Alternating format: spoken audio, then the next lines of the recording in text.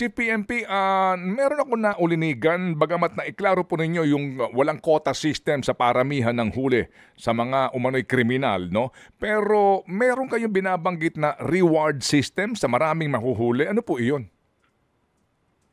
Well, hindi naman reward system per se, kundi ito ay isasama natin sa metrics ng performance sa pag-evaluate ng mga ipopromote natin mga police. Kasi isa lang naman talaga ang nakikita kong metrics na pinaka-prime metrics ng pulis na nagtatrabaho. Marami siyang kriminal na nahuhuli.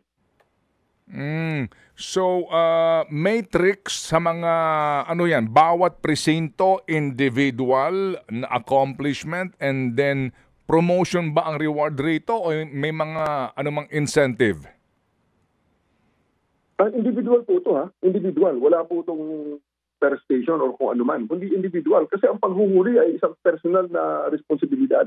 Pag ikaw ay nasunto, dahil mali ang inyong panghuhuli, hindi naman ang istasyon ang asunduhin. Tao at i-dismiss ang tao. Yun ang kakasuhan.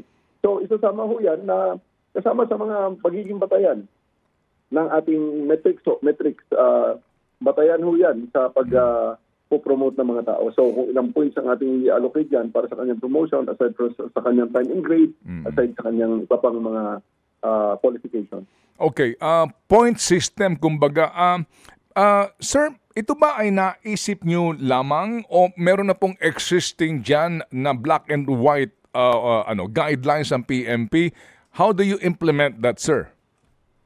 Alam nyo, Mang Ted, yung part siya ng promotion ay ngayon ko palang ginawa sapagkat ngayon pala ako nagka-power na mag-promote ng tao. Pero in terms of incentivizing, yung panghuhuli, matagal ko nang ginagawa yan. Quezon City, sa Davao City, yun ang ginagawa ko na pag may nahuli kayo na tao at inyong in-inquest ang tao na to at nagkaroon ng bail recommended, ang nire-reward ko sa kanila ay 5% kung ano ang bail recommended. Pero kinap ko na lang sa hanggang 1,500 kasi nga napakarami ng huli ng ating mga pulis. Dumadami ang huli ng mga pulis. Bakit kamo? Kasi pag ang pulis natin ay nanghuli, ang gagawin niyan ay i-inquest ang tao. Tataas sila ng kamay, magbibigay sila ng affidavit of arrest sa piskalya at may isasampa ang kaso sa korte. 3 buwan na makalipas, sila ipapatawag ng korte, makaka-receive sila ng subpoena. Oy, Mr. Policeman, yung hinuli mo na 3 months ago, pumunta ka na rito kasi magta-trial na tayo. Ibigay mo kay judge ang ebidensya kung bakit mo siya hinuli. At yan ay paulit-ulit. Taon ang ang ibang mga kaso, taon ang itinatakbo para hanggang sa magkaroon ng conviction. And during the time, ang pulis natin pabalik-balik. Pabalik-balik yan. At madidismiss ang kaso kung hindi babalik ang pulis. Ang tanong dyan, ano ang suporta hanggang sa ngayon sa mga pulis na yan? Manuted, sad to say, wala. Kaya ang mga pulis natin yan, bubunot ng kanilang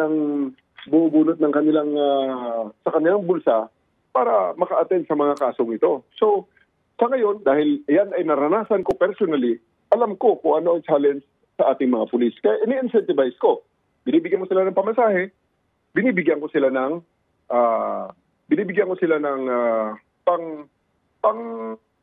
pang-inspire sa kanila na magtrabaho pa sapagkat ito talaga ang pinaka-critical na trabaho ng pulis.